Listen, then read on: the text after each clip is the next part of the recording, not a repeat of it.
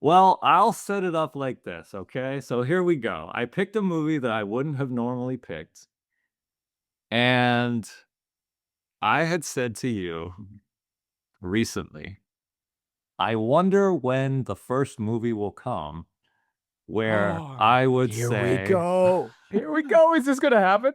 yes, where I Let's would do it. say that I didn't like the movie.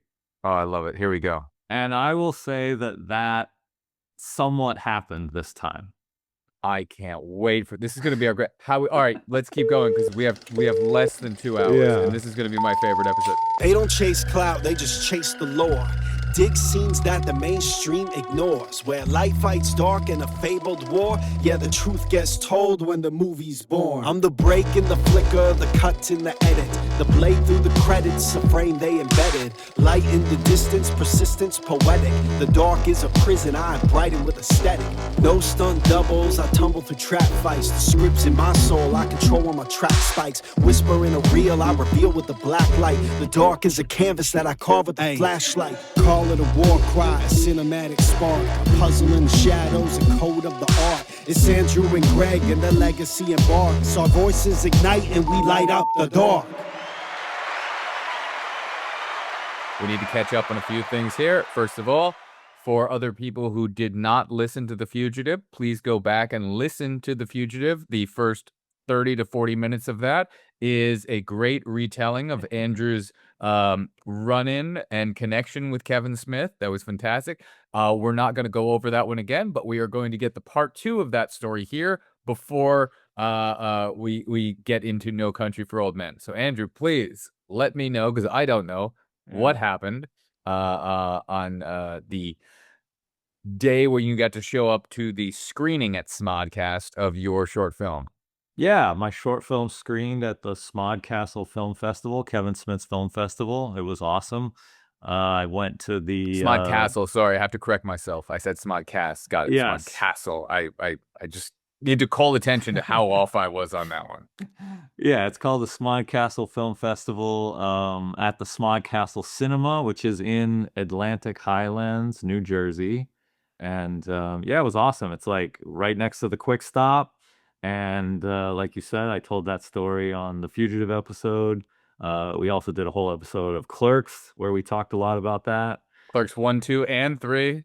Yeah, Officially, yeah, it's just the Clerks episode, but if anyone listens to the Clerks episode, we go over all 3. Yeah, that's an epic episode. Two-parter. Two-parter on the podcast. It'll be 1 part on YouTube. Right.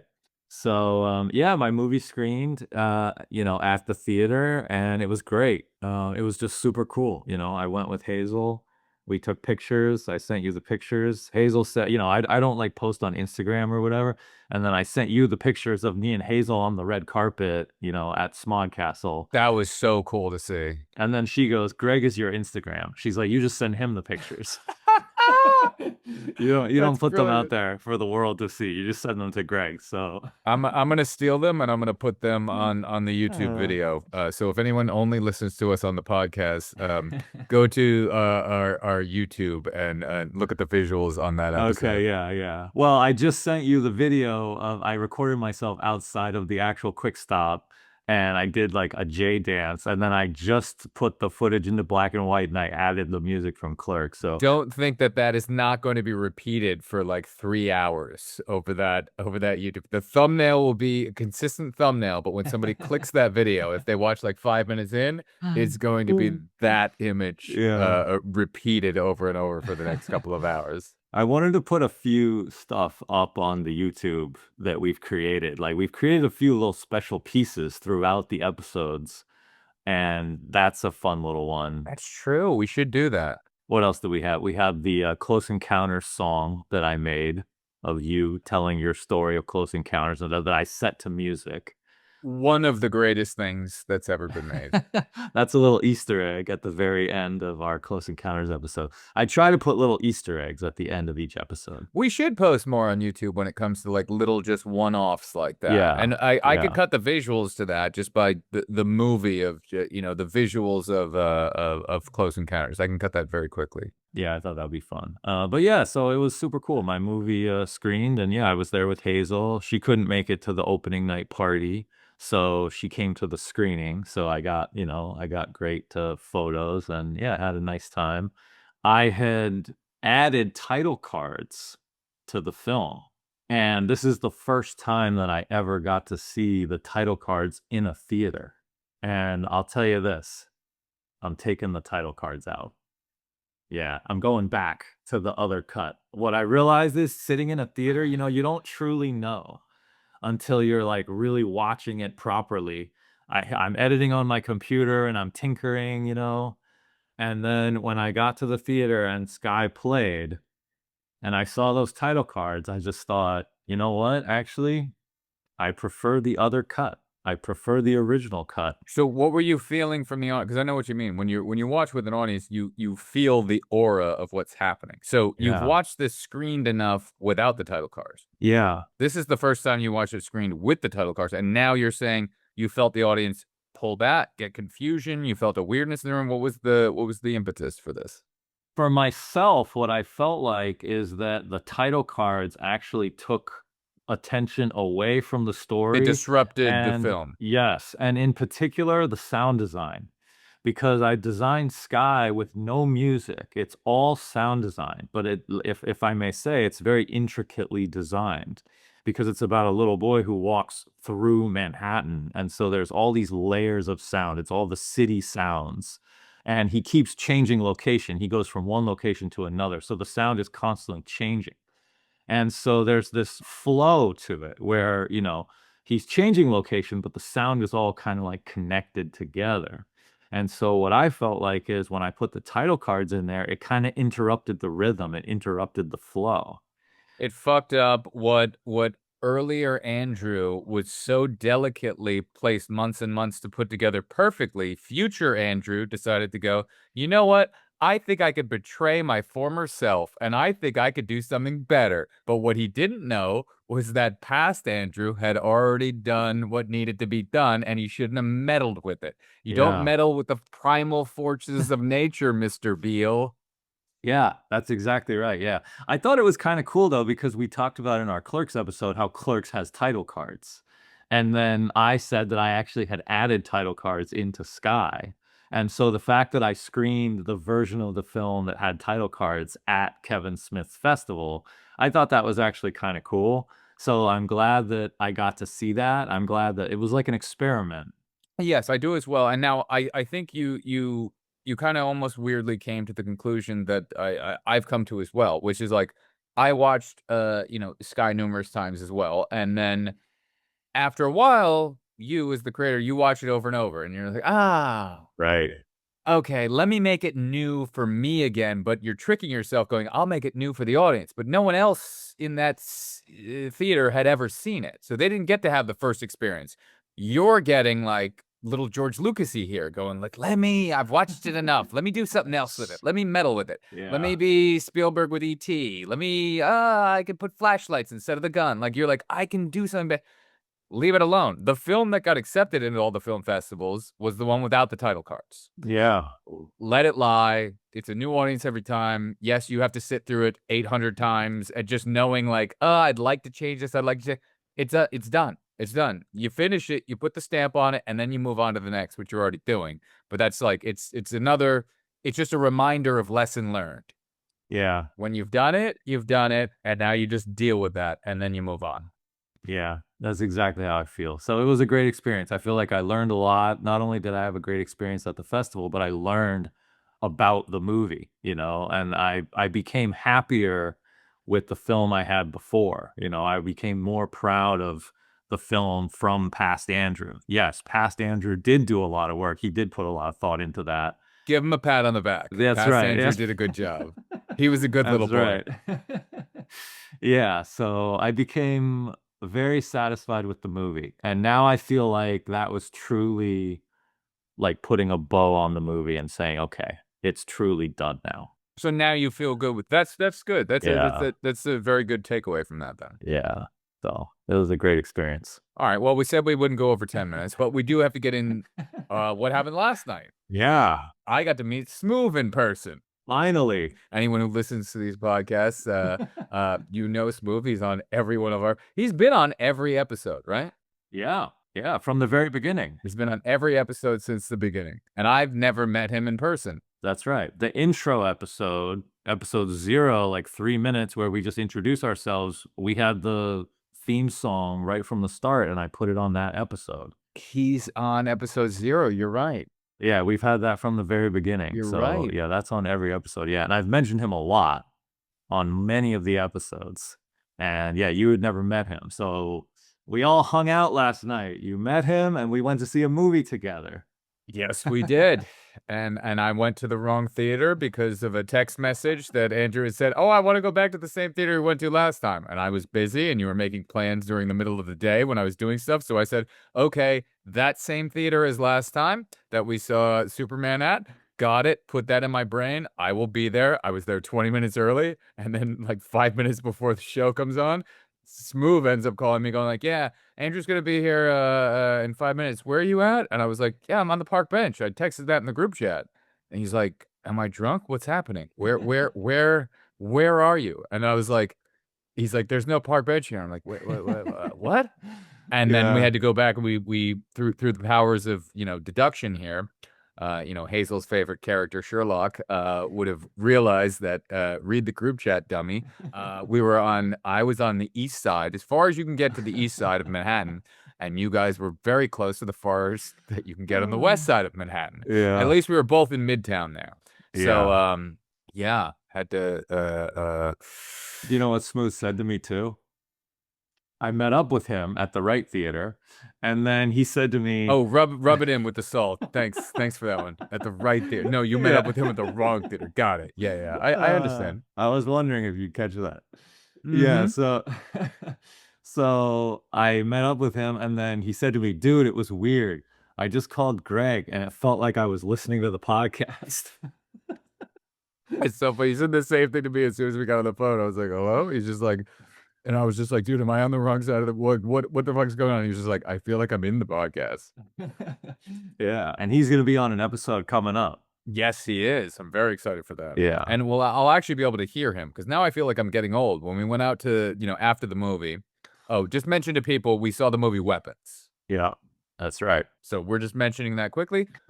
I had a great viewing. I had Yeah. a fantastic viewing. We maybe right. talk about that in the future down the road, but we're Yeah. trying to very much stay on path. Yeah, so we're not gonna talk about Weapons today. We will not today. We're talking about a different movie, because why would you wanna talk about a brand new movie when you could talk about a movie that's, like 18 years old? Why? Yeah.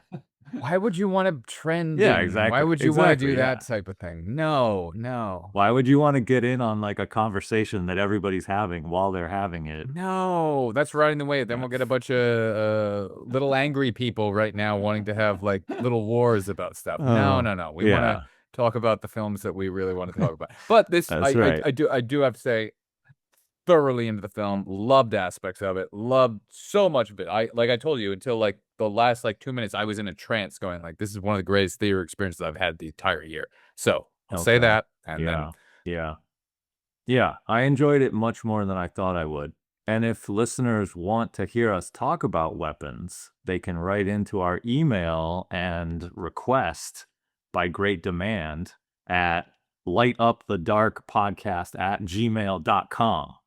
Write in and let us know. I just thought of something. Yeah, what's that? The next social media, what would be great is, imagine, because what we built on that is we watched the movie, then we went out to like drinks after that, dinner after that, and we talked about it there, but then we really built on it even further with our group chat text message.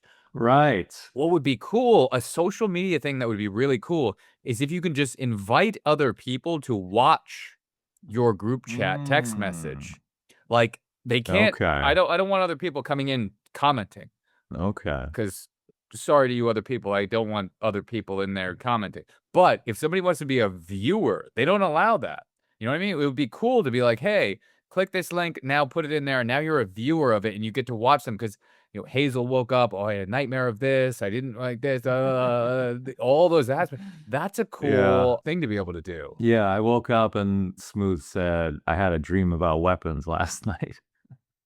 That was the first thing in the group thread the next morning. That is my biggest thing. If I wake up the next day and the first thing I think about is the movie did a very good job. So it could be podcast worthy, but we both said that we might need to watch it like 1 or 2 more times because it's very fresh. Yeah, and I felt since falling asleep and then waking up the next morning and that conversation, I kind of feel it's in there. But yes, I would like to watch it because that's like a movie like today that we're going over. I've had such ebb and flows. Not always loved it, but I'm saying like I've had an obsession that I watched it. I told you last time when you were like, "Oh, how many times you watched it?" About 10. When I was rewatching it today, I was like, "Oh no, I've watched this movie like 20 times." I forgot how much. And then I was researching, reading about it, this and that, all of that stuff in the past. So as I was watching it, it was bubbling back to me how much I used to just like have this on in the background, watch it, read about it, dive deep into it. So I'm definitely excited for it. Now, we're doing okay, 15 minutes and like 40 seconds in, and now we're finally getting into, unless we have anything else. Did I miss something else? Yeah. Well, the only other There thing we I go. could mention is that, when we first saw Weapons, I thought, Back to weapons. Back to weapons. what is this movie about? I don't know what this movie's about, right?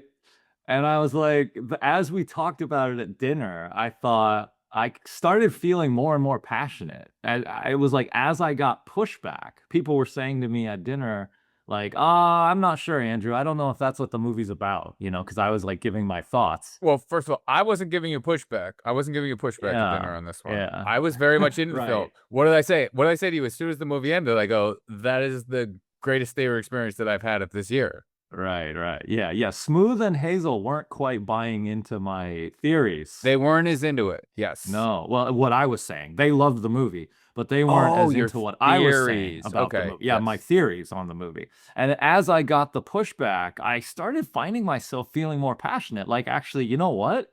I feel more and more certain that actually what I think is true. And so I was getting kind of like frustrated, and I was like, actually, you know what? I think I'm right. And I was kind of like ready to throw down. And so maybe we could do that on an episode. That's true. Ladies and gentlemen, welcome to the podcast of weapons. We have now derailed, and we will now be talking about weapons today. Sorry, Coens, you're getting bumped. So, No Country for Old Men. So the opening shot of Weapons, about 1 minute long voiceover of a young female character who we don't know who it is, cuts into an exterior shot of a school, dollying in very quickly into, and then I think there's 1 or 2 more shots before they go to the bus shot that goes below with the feet walking. I'm just going off of memory here. Wow. Yeah. Okay. Both movies, Weapons and No Country for Old Men, both open with voiceover. Very true. One holds over black for a very long period of time. The other one has a fade up. Yes, narration told from the present, talking about the past, about some tragic event that has occurred. Very, very, very true. Okay, I'm trying to transition to. You're trying to go back to. Okay, yeah. See, this is what I have to do. If I go, he's going to there. Yeah, I'll pretend we're just going to go into that, and then we actually get back to where we need to be. Okay, so do you want to start somewhere with this? Yeah, I am really curious to hear your thoughts on this movie because I don't know if you want me to tell you up front anything from my side, but I do have something to say, but I'm also even more, interested in what you have to say, to be honest. No, you can go first. I just want to set the premise. Did my mom bump this one up? Is this was a recommendation? Yeah. So okay, that's good to mention that this is actually a recommendation from Greg's mom, from your mom. Which she already had one recommendation that went very good in your direction. She That's had right. The Incredible Shrinking Man. Yeah. And she introduced you to that film. Without her, Andrew, I would not have been born, and Andrew would never have seen The Incredible Shrinking Man. That movie was so good, and that viewing experience was so good, and then our podcast and talking about it with you was such a good experience that I feel like I will forever be grateful to your mom for that. So thank you to Greg's mom, Julie. And because of that, I used my pick this week for a recommendation from your mom, Last week, my dad had requested The Fugitive, so you picked The Fugitive on my dad's behalf. So this week, I'm picking No Country for Old Men on your mom's behalf. That is true. I forgot. This was your pick to give a nice homage payback back. That was very nice. Yes, yes. That's right. So now the circle has become complete, and now we can talk about No Country for Old Men. And was this my pick from the future you stole to put here just to see? Was that a switch? Did I have this on the list? I believe so. Okay. Yes. And here's the So it thing. was somewhere down the line. Yeah. And see, this is not really a movie I think I would have picked because Wow. I have seen the film a few times. I always liked it, but I've never loved it. Ah. And so it's not a movie that would come to mind for me to say, I have to talk about this. It wouldn't be an Andrew pick. This is good context to know going into this. I think that's very Yeah. important. So it was your pick, but I bumped it up. Out of respect. Out of respect for my mom. Out of respect, yeah. And my dad, I was thinking about this earlier, that this was kind of funny because my dad picked The Fugitive, which is like a classic dad movie. You know, it's a movie you would think that your dad would pick, right?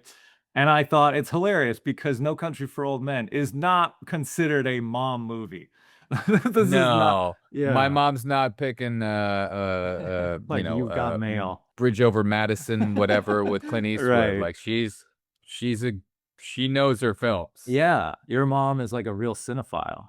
Oh yeah, and she reads all the time. So she's read the Cormac McCarthy book, and then I went on after this movie to listen to it on audio tape. I'm not sitting down reading. Right. Yeah, I was curious about the book, and I did a little bit of research into the book as well, and I wanted to talk about that because that's part of my experience with the movie, was actually also thinking about the book. So I wanted to mention that. So, well, I'll set it up like this, okay? So here we go. I picked a movie that I wouldn't have normally picked, and I had said to you recently, I wonder when the first movie will come where I would say... Here we go. Here we go. Is this going to happen? Yes. Where I would say that I didn't like the movie. Oh, I love it. Here we go. And I will say that somewhat happened this time. I can't wait for this. Is going to be our great. All right, let's keep going because we have less than 2 hours, and this is going to be my favorite episode. We're 22 minutes. We're doing good. We're 22 minutes in. So I thought that would be interesting because there are aspects about this movie that I really loved and that I greatly admire and respect.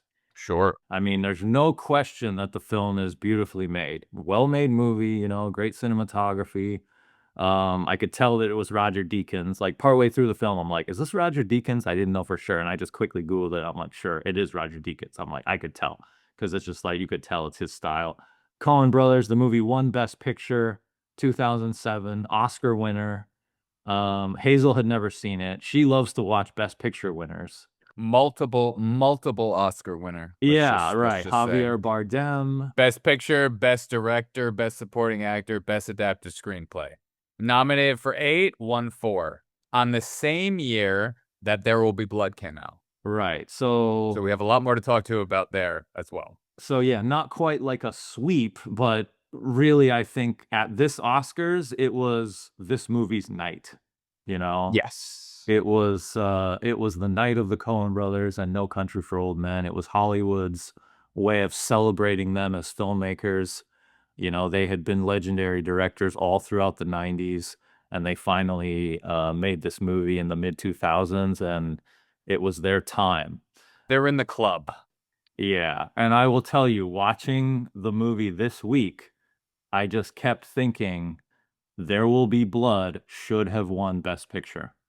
This movie is nowhere near as good as There Will Be Blood. I thought this movie does not deserve to win Best Picture. The Academy made a mistake. What were they thinking? They were swept up at the time. From nowadays' point of view, I'm like, There Will Be Blood is such a better movie.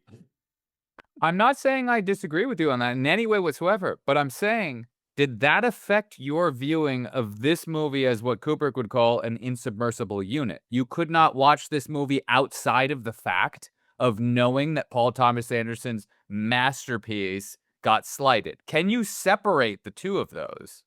Or can you not? I just want to know what lens you're looking at when we talk about this film. Because, like, when somebody talks about, like, oh, The Wizard of Oz, that was that. Is somebody going like, well, no, because there was this other movie. It's like, a movie is a movie.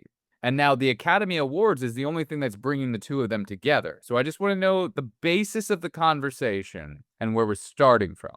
Okay, I'll tell you how I went into the movie. I wasn't thinking about There Will Be Blood. They were shot in the same year in the same town in Texas. There's no way to separate these two films. And the Coen brothers were filming a wide shot of a skyline. And they go, what the fuck is that? And they look off into the distance, and there's this giant plume of smoke that's happening. And PT was out there testing, when we burn the oil derricks, what is it going to look like? So it's ruining their shot. Like, they were so close. Like, these two movies are intertwined in filming at the same place at the same time, and then having the same events for the Academy Awards. It's one of the things that I was going to bring up. So I'm glad we're just getting to ahead of that very quickly. Yes. Yeah, that's awesome. I didn't know that, by the way. Wow. So these movies are actually like very intertwined. Very, very, very intertwined. That's interesting. Yeah, both westerns, both kind of like modern day westerns. There Will Be Blood, more of a period. Yeah, there was a place called Marfa, Texas. They were both filming in Marfa, Texas at the exact same time. Okay. Yeah.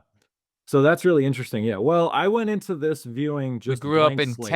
Temple, Texas. Anybody who knows this movie is Yeah. Back to No Country for Old Men. I went in with a blank slate. You know, that's how I try to go into every movie. I think that's how you tried to go in. You were trying. Were you harboring any There Will Be Blood going into this? No, none at all. Here's what I did this time. I haven't seen this film in a long time, and I picked it. I mean, look, if I thought I don't like the movie, if I thought just straight up I just don't like the movie, I wouldn't have picked it. You know, I picked it because I remember thinking it was pretty good. I remember I had like little issues. I never really loved the ending. Pretty good. Okay. You know, I never loved the ending. I always thought the ending kind of trailed off, and I was like, the Eastern European cut to black, go fuck yourself. You were out of that? Yeah. I never liked the just this is like gonna be a great monologue, episode. like monologue about your dream and then cut to credits. Like I never liked that. Okay, yeah. Okay. Well. Hopefully by the end of this episode, I'm just going to preface this. Hopefully by the end of this episode, you'll get some context to why that speech happened, how that ties into the title of this film, what Cormac McCarthy did, and a poem that we'll go into as well. Okay, I think I know. I looked this up. I know the poem you're talking about. The title was Yes. based on a poem by W.B. Yeats. Yes, and did you read it, and did you realize how the ending speech that he's giving there ties in completely to this? Okay, that's interesting. I did read the poem, actually. I wanted to research the poem a little bit, so I did look into the poem. It's a very short one. Yeah, I thought maybe we could read it. You can read it. I have Okay. it. I screenshot it, and I was ready to do it if I had to, but I screenshotted it, and it's in like an original print that he did, so it's in all like Okay. cursive and shit. I didn't know that it really tied into the ending, so that's interesting. Oh, I have that. I was wondering if by the end of this conversation, my appreciation for this movie would increase. And I actually am very open. I actually hope that you will turn me around more. I want to like the movie more than I do. It's just never a movie that I've really loved. Okay. Like I said, I respect a lot of things about it. Well, if anything, this podcast is supposed to be something that lights up the dark. Right now, I'm hoping that you're in a little bit in the dark, and maybe Maybe I can help so. light that up. Maybe so. Greg and his mom can maybe light a little bit into that dark over there. Okay. Yeah. I'm very open to that. I hope so. If you want to get me into the psychology of them a little bit, I'll give you a little nugget of what I like about these brothers. What I like about these guys. I'll tell you a little story, a little nugget. Okay. So Josh Brolin told a fantastic story where he, as an actor, goes, you know what? We've had this whole long scene here. I haven't talked a bunch. And, I come over all these guys. I see the guy doing this. And then I start tracking down, hey, where did this come from? And I don't have much lines through the whole, first part of this movie. starts tracking him down, looks through the binoculars, which, first of all, I love when he looks down through the binoculars. He has it's the best binocular sequence that I've ever seen in any movie. They don't do the black shit around the thing, and it's the quick. I The saw quick exactly what you just read there. yeah. It's the quick pan to the down left or upper right. It's off on a Yeah. thing, and then it's quick cut, and you go, that's exactly what it looks like to be in fucking binoculars. And I Yeah. think that's 65% of what I love about the Coen brothers is what I love about Kubrick. They're such visual, perfect storytellers, which we haven't even talked about yet. And that's why I want to talk about Hitchcock and the shot, reverse shot, and everything about them. Fuck the story. Fuck this. They're 65% here to showcase you. This is how you tell a story visually. Fuck the story. This is we're visual communicators and we're auditory communicators. There's almost no fucking goddamn music in this entire film. Do a little throwback to what you mentioned earlier.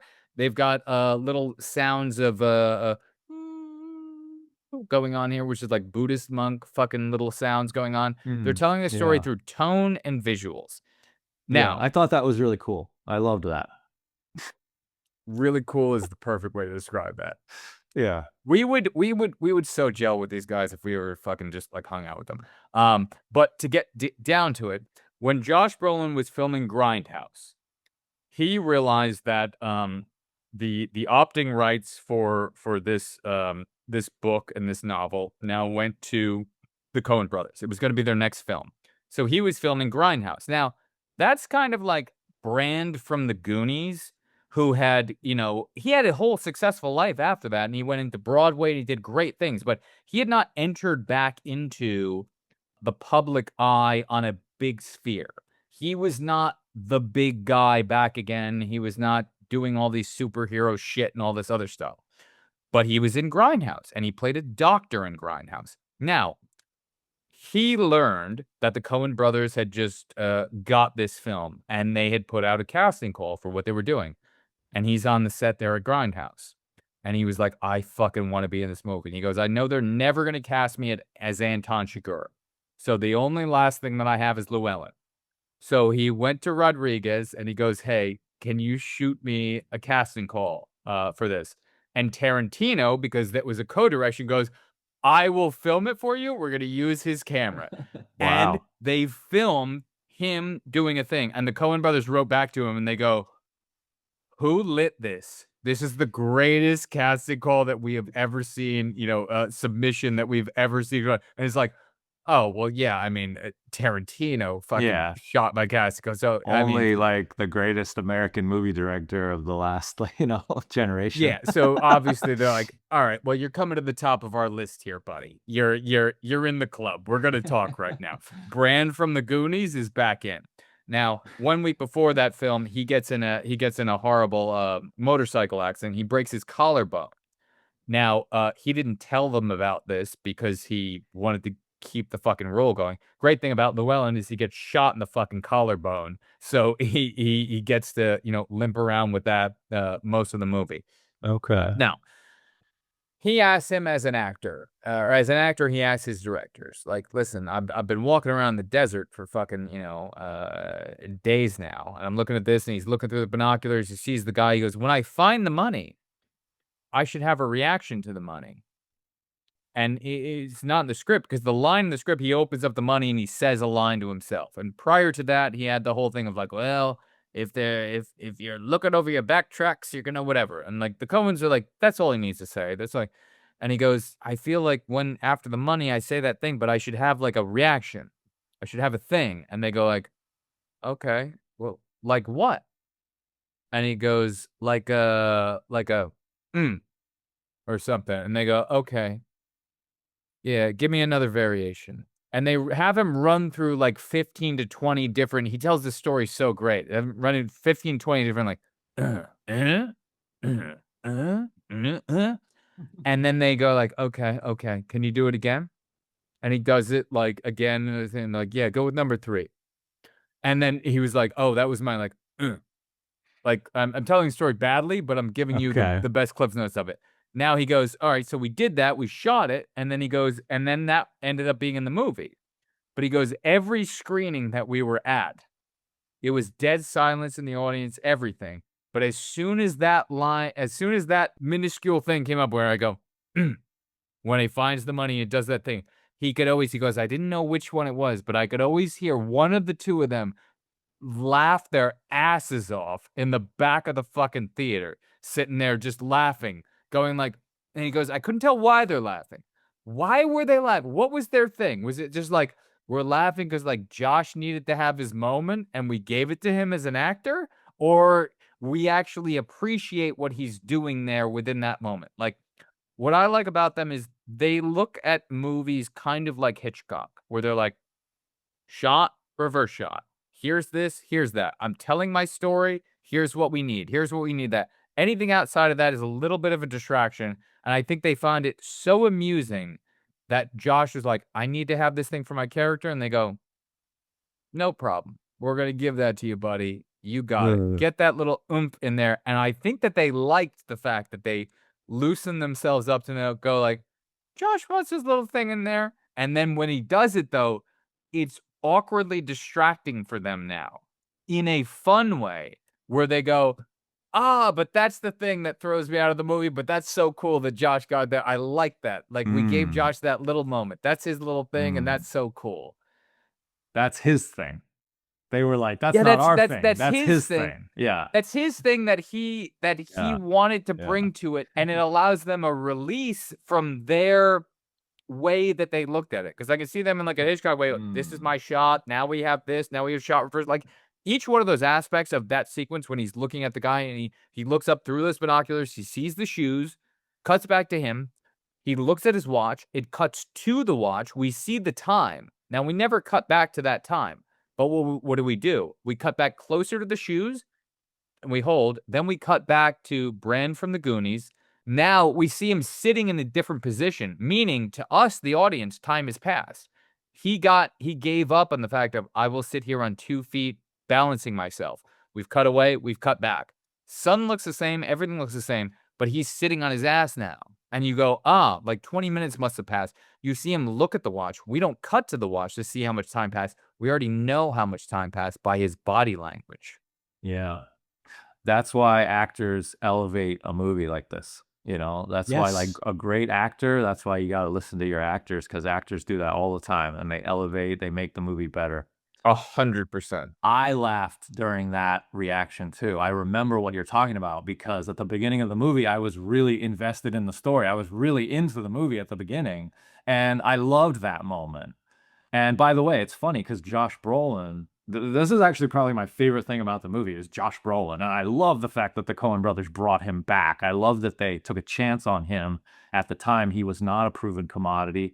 And he had his John Travolta Pulp Fiction comeback through this movie. And I love that. And I love Josh Brolin as an actor. I think he is a great actor. By the way, it's funny that he's also in Weapons. So we just watched 2 Josh Brolin movies. Yeah. And of course, went on to, great things. He played Thanos. You called that superhero shit. I understand, but he went on to become a A-list huge movie star, and I'm throwing up my hands on that one. I'm going, okay, I said it. I didn't mean it to be triggering. But I just mean he went on to have this massive movie career and like deservedly so. Because he's awesome. So that's a great story. This episode is brought to you by Dusty's Towing and Recovery, proudly serving the greater Pawnee County of Nebraska and the 2 paved roads that run through it. Whether your truck gave out in a dirt road in the middle of a cornfield or you accidentally drove your cousin's 4-wheeler into a pond again, Dusty has you covered. Flat tires, dead batteries, mysterious rattling sounds that started after you hit something, but you're not sure what.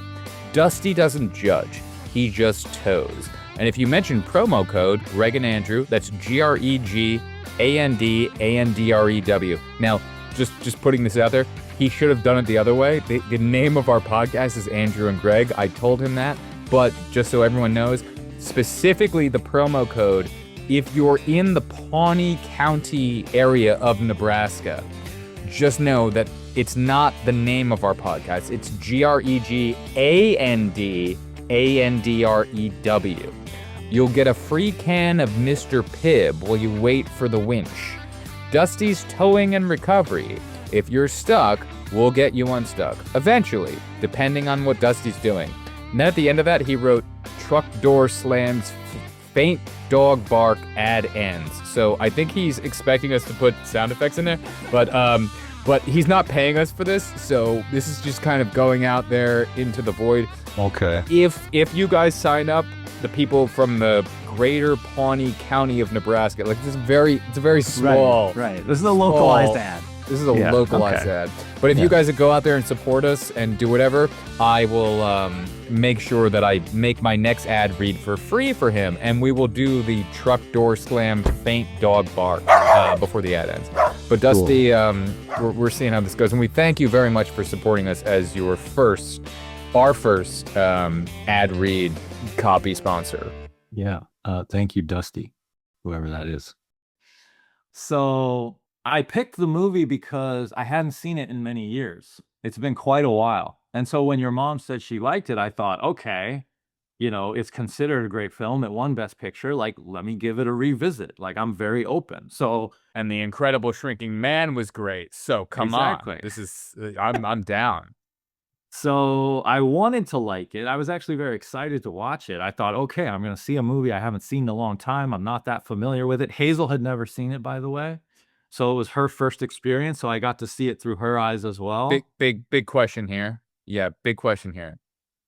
How much was she looking at her phone? Did she enjoy it, or was she like, this is a very boring opening, I'm on the phone, and did that affect Andrew's viewing as well? Actually, she was really into it. She was not on her phone. Okay, so we're taking that variable out of the equation. Yeah. She really... This is not a Hazel variable. She likes mysteries. She likes crime stories. So she was very compelled by the opening of the film, and it really pulled her in. And I agree. It did for me as well. I think this movie has a very strong opening. And this is something that I can get into, is I think that as the movie goes, it really veers off. And for me, it ends up losing me by the end. And we can talk about that. But I went in open. I was ready to be wowed. I was ready to, love the film. And, it starts very strong. About halfway through or so, like, I'm actually very into the story. And the story is, pretty simple. It's straightforward, right? It's the bag of money, and, killer is after the guy with the money, and you're rooting for that guy. And I guess I could just tell you, like, up front. I'll just tell you my opinion, okay? And then I'll throw it to you. And then we could dissect it. Yeah, that's great. Yeah, okay. So my feeling is, this is something I've always wrestled with this movie. This is something I've never liked about the film. And I remember the first time I saw it, I didn't like it. And still to this day, I don't like it. And that is that our main character, Llewellyn, he gets killed off camera. Okay. And it just veers off. It's like, I'm with this guy. I'm compelled. I'm into the story. I'm rooting for him. I love Josh Brolin. This movie made Josh Brolin a movie star. So were you into it up till there? You were into it up till there? Yes, I am. And then that peppers a bad taste throughout everything that happens before. After. Yeah. No, but I mean, it makes you look at everything before that. You're like, oh, this is great. I'm loving it. But now this bad thing happened. It soured my taste. The whole film is soured now. Yeah, because I look at what happened before and I'm like, I lose interest. Right. Because I feel like, well, those threads just for me just aren't really paid off in the way that I want to see. Okay. So I realize, I think that the Coen brothers, they're trying something different. Now, I don't know what happens in the book. I haven't read the book, so I don't know exactly how it's very similar. Just anybody who's going to worry about that, there's a lot of minuscule things that are slightly different. Like the thing that he has with the dog that's chasing him through the water and whatever and shooting, that doesn't happen. I can go to other small. It's very similar. Overall, it's not a complete adaptation of something that's vastly different. It ends with the same sequence as well. So that the ending with like the cut to black, go fuck yourself, when he's talking about his father going out there into the into the darkness, and oh, is he there? Is he not there? What comes after life? Like that type of aspect that is all almost verbatim. That sequence. Yeah, yeah. I feel like it's because I'm actually very invested in the story. I like our hero, Llewellyn, Josh Brolin. I like him as a character. You know, he's doing something, of course, morally questionable. He's stealing this money, but he's stealing it from like drug dealers. So you're kind of like, okay, you know what? He has this everyman quality, and you know, he's very charismatic, and I'm very engaged, and I like the character.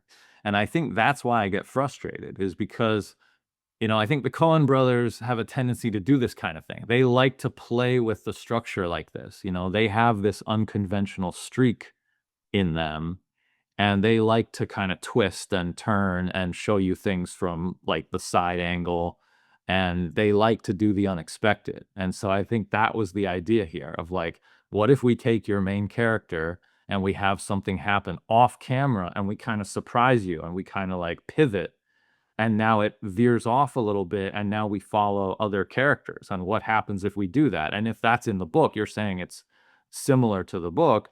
I would imagine that's why the Coen brothers were drawn to the book.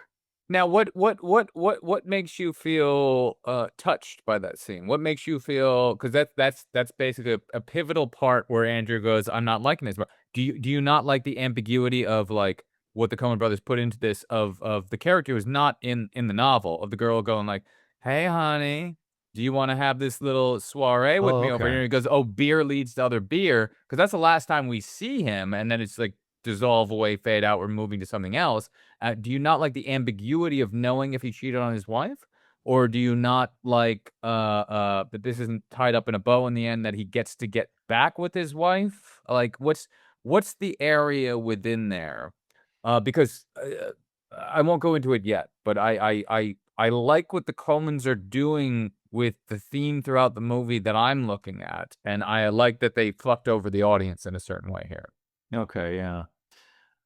I love a good unconventional movie. You know, I've always loved unconventional movies. I love artsy movies. I love confusing movies. You know, I like difficult movies. I love all that. Do you think that this one was tricking you into making you think that it was more of a conventional movie, and you're like, "I feel safe, I'm going here," and then you're like, "Oh, wait, you did that to me." Like, where's your I'm trying to find that line. Sorry. I'm Yeah, prodding and yeah. and nettling you, but I'm trying to get there. Well, I think I'm trying to find it too. It's almost like hard to understand even inside of yourself. But I True, think I'll give you that, yeah. something that this made me think about is that even though I love artistic type movies, I do have this traditional kind of streak in me where, you know, I love a classic hero story. You like Sing Street. Like, there's a Right. part of Andrew that's not only French New Wave, weird, dark type film, and this movie sets it up as if you feel like you're gonna be watching a Hollywood movie.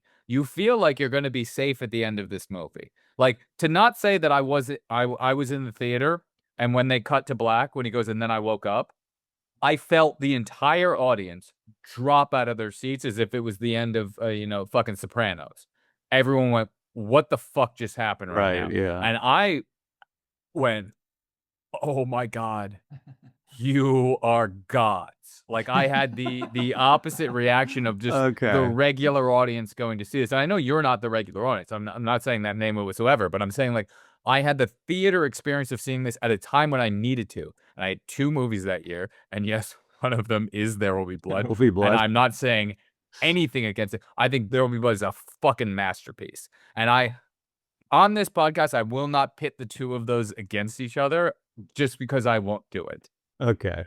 I'm being Tarantino going like, "I will not accept your Okay. whatever." And I'm not saying you're throwing that down as a gauntlet. I'm just saying I'm not doing that because I don't want to distract myself Yeah, into I this and agree. that.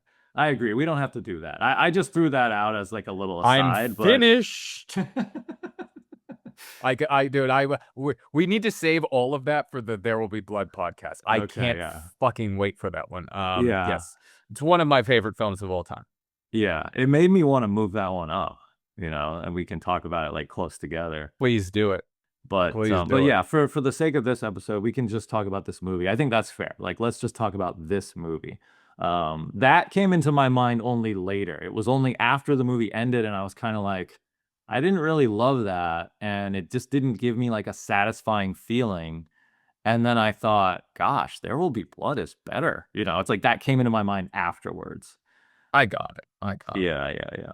So I think for me, I think it's the off-camera element that really bothers me. It's like if the main character gets killed on camera, if we had a Right. scene where he's in that hotel and then he sees people coming to kill him, I don't, who was it? The Mexicans? So let me just give you a little bit of solace to a thing that you might maybe not have picked up, and it kind of comes from the Cormac McCarthy aspect of this.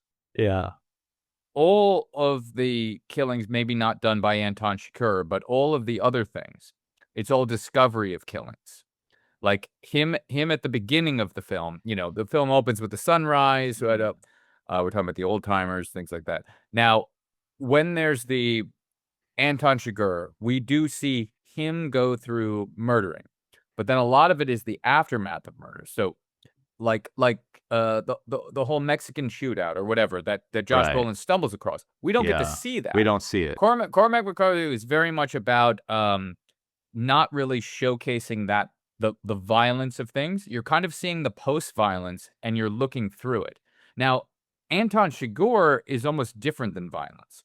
He is killing Yeah. people as if they're cattle. Like he has the air gun which you use to kill cattle, and he murders them. It comes from him going, in that would you please stand still right here, and he holds it up and shoots the guy in the head. The next sequence right after that, after the guy falls down, is Llewellyn, our character, shooting antelope or deer or whatever, and he literally says, stay still. Right. So we're getting that specific aspect. So we've seen Anton Chigurh kill someone. Then we get to see, our hero character, they're calling. There's 3 main characters in the movie, but he's obviously the hero character that we're following. He starts following the blood trail in one direction. Then he sees another blood trail crossing across that. And then he looks and he goes, what is this? It stops him in his tracks. He goes, the blood was going this way. Now, why is it going this way? It immediately at a 90-degree angle, and the other blood track keeps going. Looks to his right, sees a black dog limping away, and he goes, I didn't shoot that dog. What is this? Looks back from where that dog was coming, and now he's on a new path, a new road, a new, as Anton would say, rule of life. Okay. If the rule that you live by life brought you here, of what use was the rule? So he's now on a new rule, and he's looking over here. And then he comes down and looks upon this area. He didn't see the violence. We never got to see that violence. That violence was outside of Anton Chigurh. But now we're inspectors of that violence. He inspects that violence. Then we end up getting to see Tommy Lee Jones come in and inspect that violence. So a lot of the violence in the film happens, and you look at it afterwards and you Sherlock Holmes sift through what happened here. When Tommy Lee Jones' character comes up and they're like, oh, what car is it? I know who owns that car. Yeah, is it Llewellyn, this and that? Okay, blah, blah. Let's go down here. Let's look through. You end up seeing 3 dead dogs in this movie, which, 1 injured, 2 dead. Very un-Hollywood thing to do in movies. And your hero character shoots a dog. I mean, this is like a big Hollywood no-no. Like, you don't injure animals, number 1. You definitely don't have your main character shoot a dog. Yeah. When does he shoot the dog? I actually forget that. So when he jumps in the water, he falls down, he gets shot in the arm, falls in the water, the whole thing. That one dog is coming after. Okay, yes. It's a great scene of the dog is like Anton Chigurh. I have one mission. I am coming after you. That's right. Yeah, I'm singular. Anton Chigurh to me is the T-1000. I have no pity, no remorse, no fear. I will absolutely will not stop until you are dead. Yeah. It doesn't care about anything else. Dog. It was like a villain dog. It was like a villain dog, but it was only that way because it was programmed by humans. But either way, that dog was just like, sick him. We're going after him.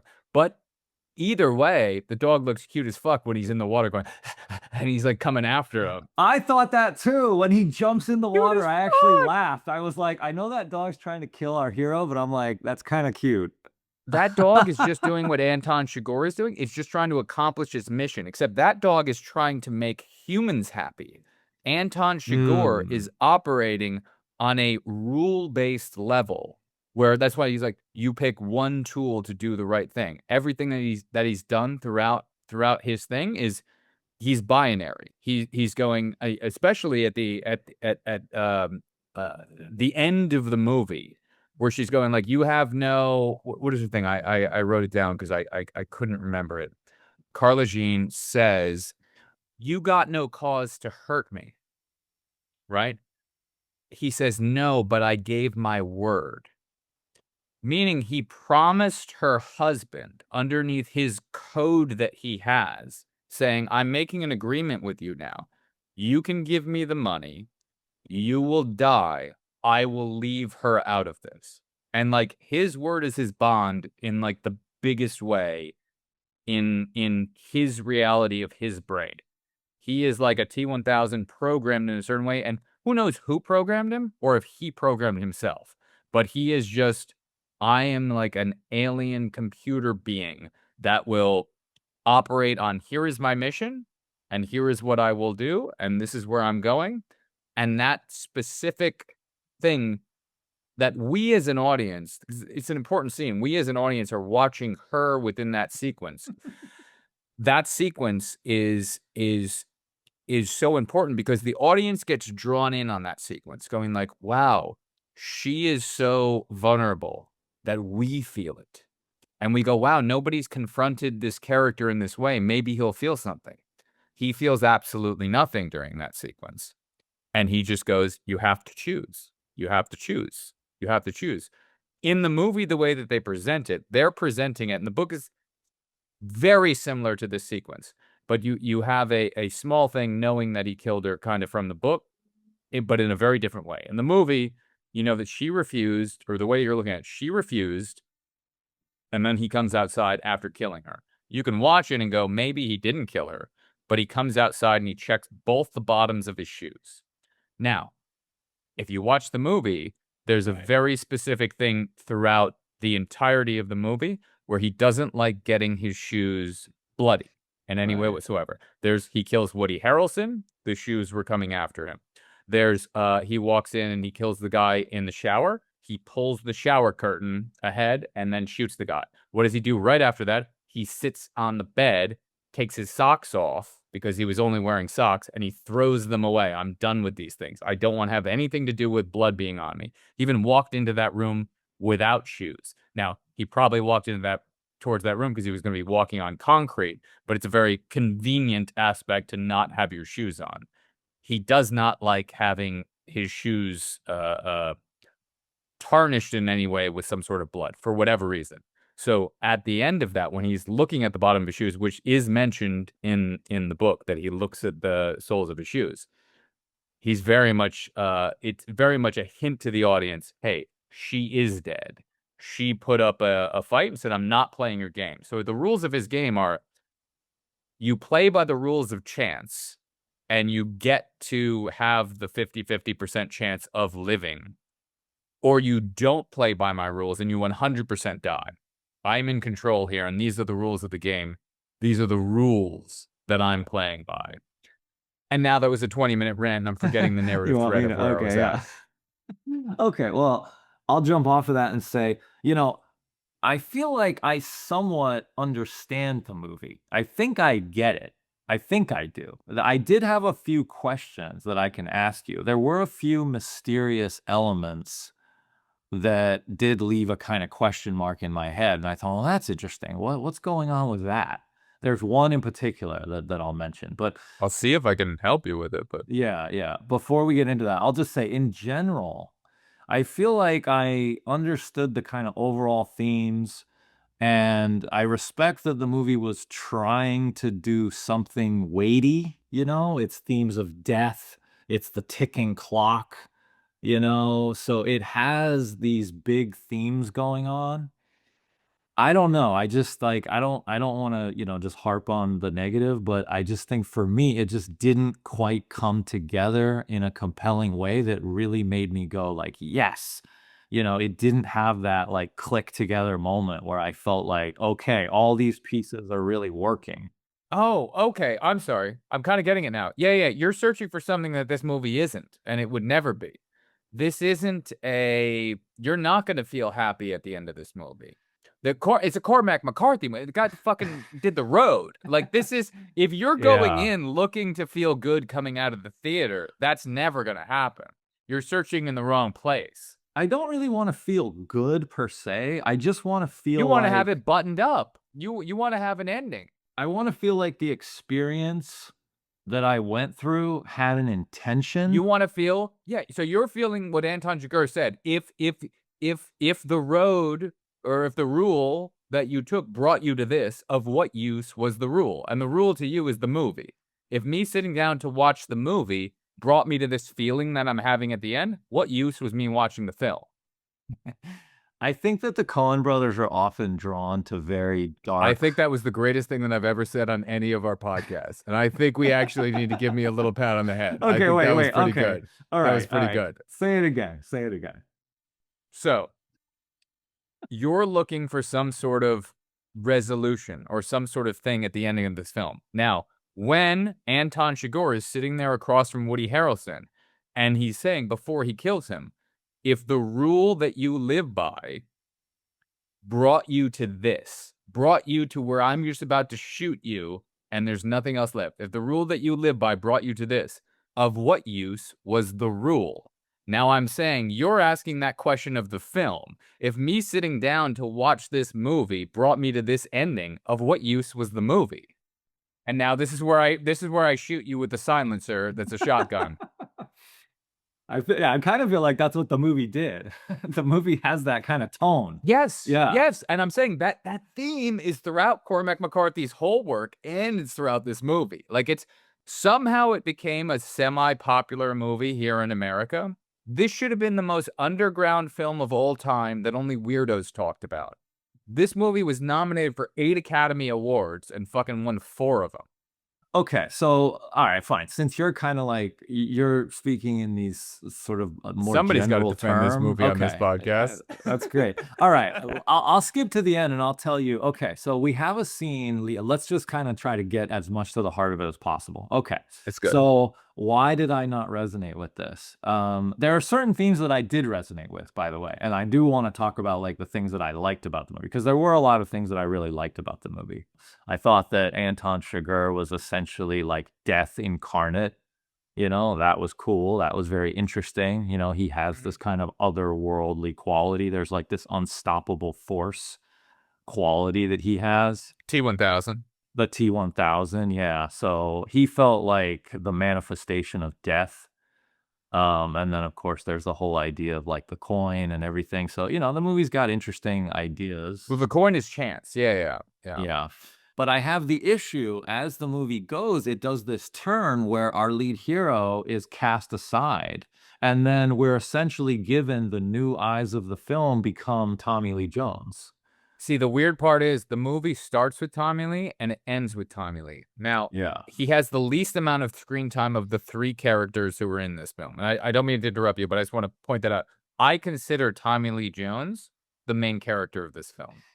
We open up with him going, talking about the old timers and him being 25 years old when he first became sheriff. We end with him and it cuts to black with him. So I can see you feeling, if you go, oh, the main character is Llewellyn.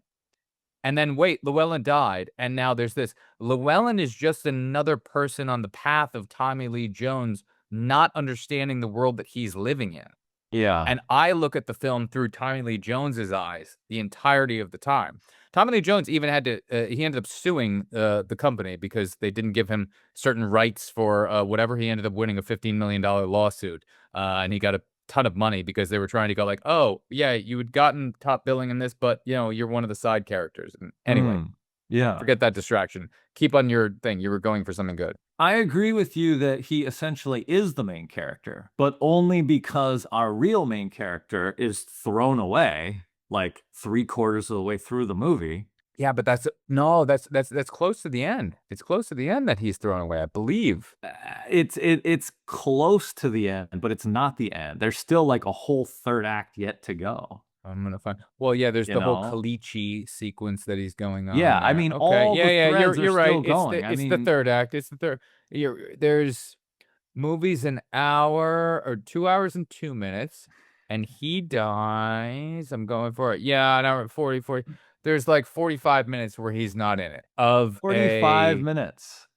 yeah. 45 Which minutes. So again, again. I'm not saying he's the main character though. how many minutes from minute 1 to that do we get where he is the main character? A good amount of time because Tommy Lee Jones is the least amount. But you said there's 42 minutes left. I think as of this point, I'm at 139. Okay, so 139. So we're given an hour and 40 minutes of movie. No, but he died right before that. Hold on. It's 136.29. Round that up to 137. 137 is when Okay. we see him dead.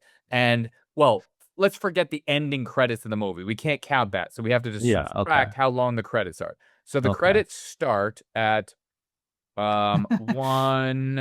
they start at 156. So you can essentially round it off. So you can basically say we're given about you do the 90 math. minutes. I'm we're not good given at that. about an hour and a half of a movie where you have a main character and then roughly another half hour or so, right? Maybe it's 35, 40 minutes, whatever, roughly half 25, whatever it is. Whatever. Right, okay. So so to me, that is what pulls me out. Now, I agree with you that Tommy Lee Jones essentially becomes your main character, but I'm saying it's only because the real main character has been, eliminated from the story. Well, do you not like The Shining? Do you not like The Shining because you don't realize that you're following not the main character for the first 35 minutes of that film, and then you realize that you're only introduced to Norman Bates after that? Like, it's not a...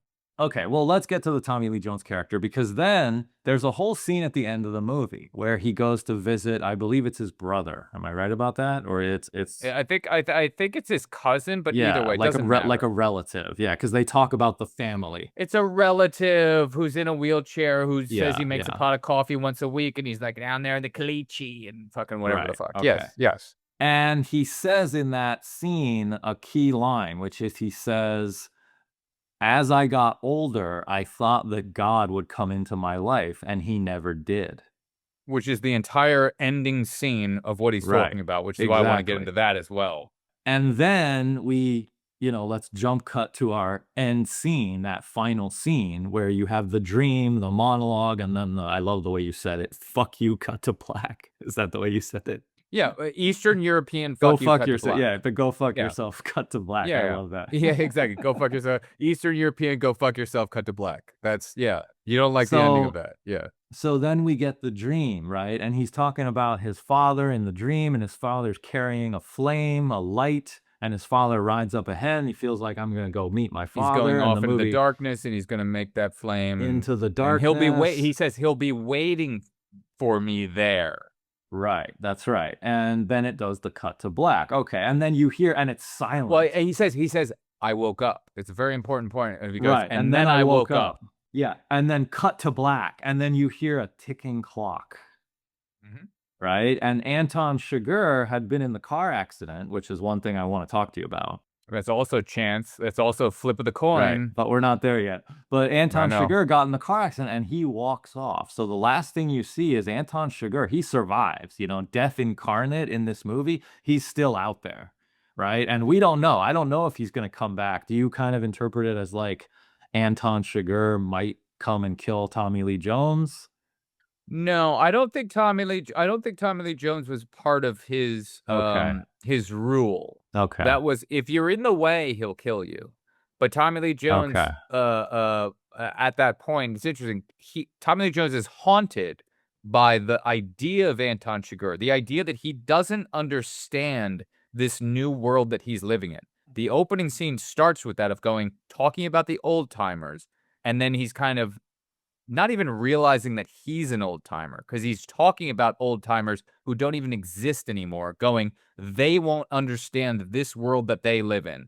The last scene of him, he's realizing that he's an old timer and he's I don't understand this world. And every aspect of every scene that you see him in, reading the newspaper, doing whatever, he doesn't understand what world he's living in. That's his character's journey throughout there.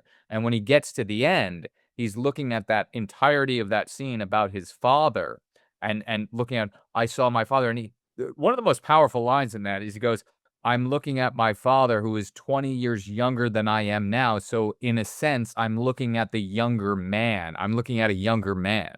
So just to even think about that conceptually, I mean, certain people who've been, have their fathers died before them or this and that have to go through that. But specifically him, he's looking through that going like, wow, I'm having a dream about my father. I still feel like he's an older person, but I'm older than him now by 20 years. Like, and that's like Yeah. a that's like a, Yeah. a gut punch of going like, "What?" But you're Mhm. still looking up to that as like, this is my father figure. This is the the ideal that you have.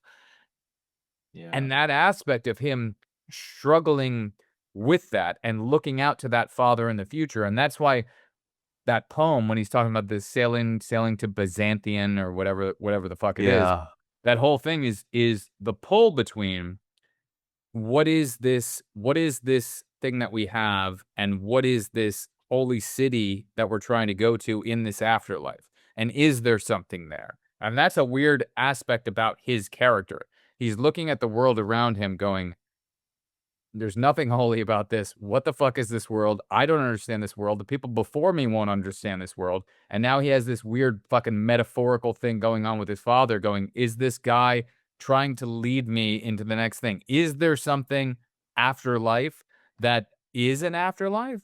Or am I just sitting here and is this, which is shit that I don't understand anymore besides me and my wife, and that's why he's retiring, and then he's gonna sit there in his house until he just goes, "Oh, well, now I'm just fucking dying, and then this is the end of this, and I don't know what comes after this. I don't know if there is my father out there with, who walked off into the distance, and made a fire for me, and is that fire waiting for me?" And that's the whole thing about the poem and the opening line of the poem being the title of this film. And then there's also that little scene with one of the other police officers where they are like mad about, there's people with purple hair, that don't give you any Mm. respect anymore, right? So they're kind of like Yeah, lamenting. it's all from his not understanding the world that he's living in anymore. Right. It's like the old world is fading away and it's no country for old men. It's like Oh, there's know. Bob Dylan. There's Bob Dylan coming into that sentence there. Your old road is rapidly changing. Yeah.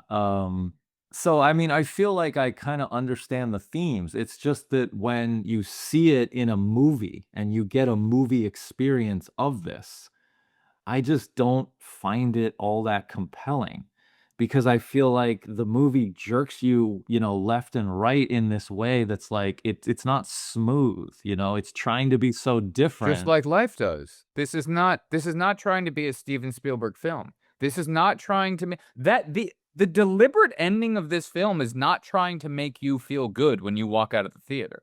It's not trying to say the superhero won and everything is good. It gives you a horrible question at the end of that movie. And it goes, "You're alone in life. Deal with it."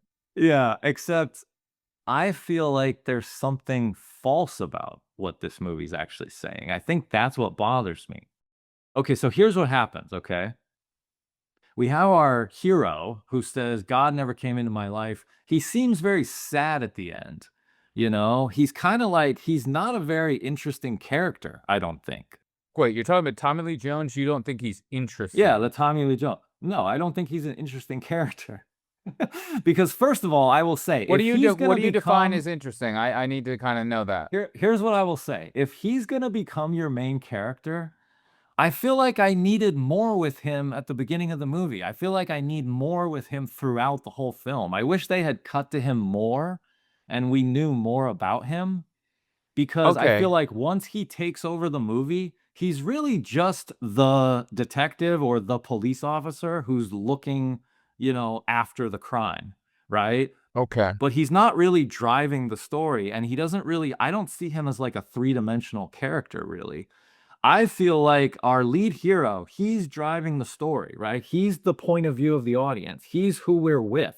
And I'm with that guy, Llewellyn, right? Josh Brolin. I'm with him and I'm rooting for him.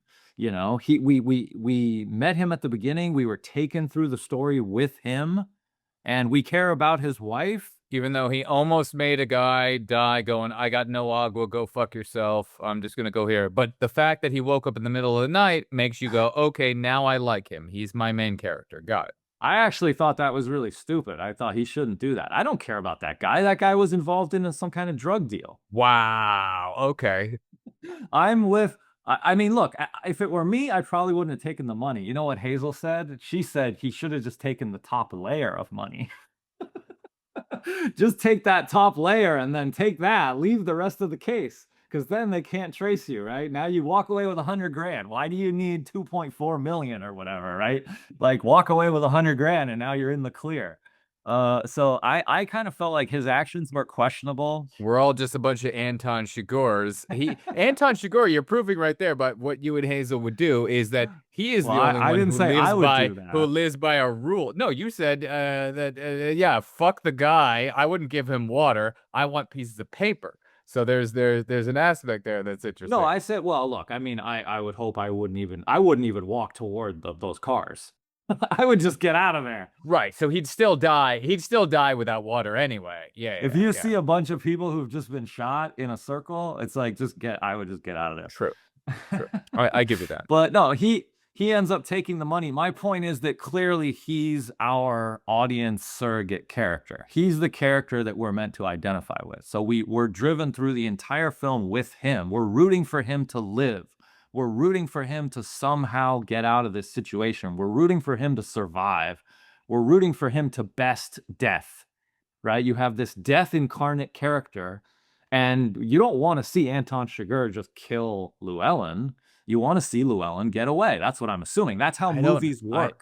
Yeah, I know. Well, that's not how this movie works, because you said something before. You said something before that you were saying, "Oh, I want my characters to be interesting. I want my characters to be relatable."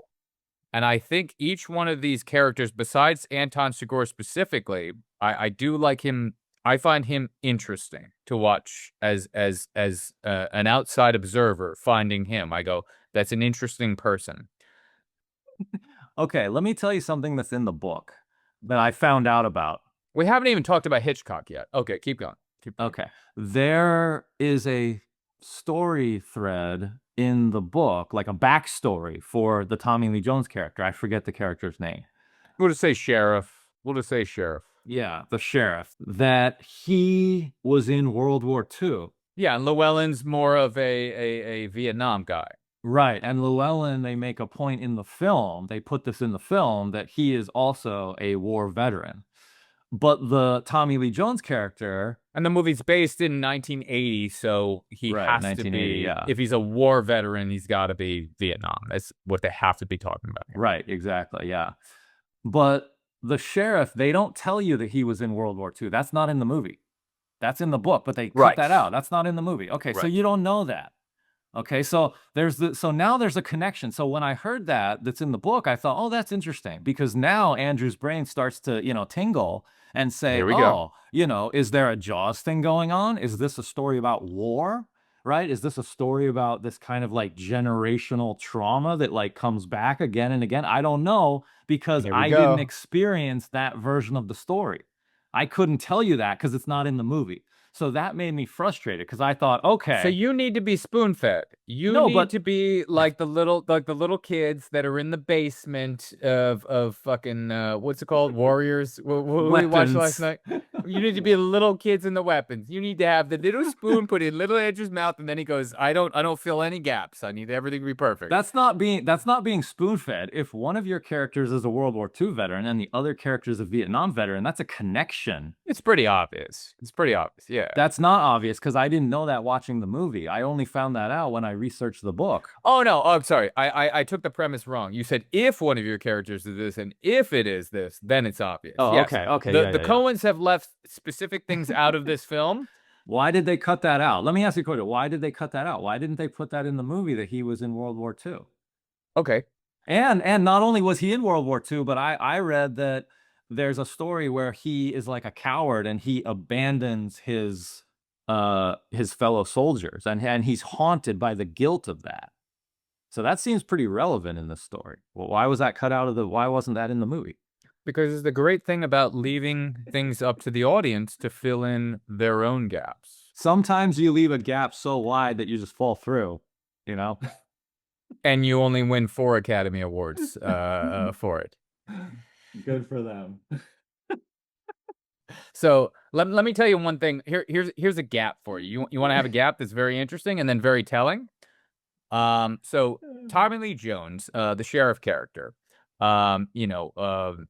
he says in the movie, not the book. The book goes into this in more detail. So this is why I'm building off of that aspect. He goes, here a while back in San Antonio, they shot and killed a federal judge. Now he's saying that when he's sitting behind his desk and he's talking, right? Now, like I mentioned, in 1980 is when McCarthy set this story. Now, in 1979, in real life, which Cormac McCarthy likes grounding certain things in real life events, right? In 1979, a federal judge in real life was killed. I knew this whole story, but I had to look up to get the names because I knew we're on a podcast. So it was Judge John Howell Wood. Now, he was assassinated in San Antonio by Charles Harrison, who is Woody Harrelson's biological father. Okay. Woody Harrelson, obviously being in this film. Okay. The Coens have never said that they cast him for that specific reason. But Woody Harrelson's father, if you just Google him and look him up, was working for the mob and has killed dozens of people. Oh, wow. Now, Woody Harrelson only knew him till the age of 7, and then he abandoned the family, and he didn't learn until a teenager that his father had murdered so many different people. One of the reasons in Natural Born Killers that many people have asked him questions about, you've had a father who's kind of a sociopath and killed a bunch of people and this and that and whatever. But specifically tied to this movie is that Cormac McCarthy wrote in one of the specific murders that Woody Harrelson's father killed this specific judge. Okay. And it was a bigger part in the book, not huge, but there was a few more sentences about him. The Coens left it down to that one sentence. A while back, a judge was killed in this thing. And you cast the son of the actual man who killed that judge in your movie. And they've never said it was the reason why. Yeah. Woody Harrelson, I love Woody Harrelson. I love everything he's done in there. Yeah. There's no fucking way in God's green earth that the Coens didn't go, we're getting Woody for this role. Right. Yeah, definitely. Yeah. Yeah, that's like a Stanley Kubrick style of casting. It's a Kubrick checkmate move. It's yeah. It's okay. That's interesting. Yeah, that's interesting, and that's a cool detail. Yeah, so it doesn't make the movie any better. I just wish I liked the movie. I just wish I liked the movie. Yeah. No, this is good. This is good. We'll explore. I mean, it's one of the nuggets I have left to give in the last 45 minutes that we have here. Okay. I have a question for you about. I mentioned the car accident. Now, I wanted to ask you about this.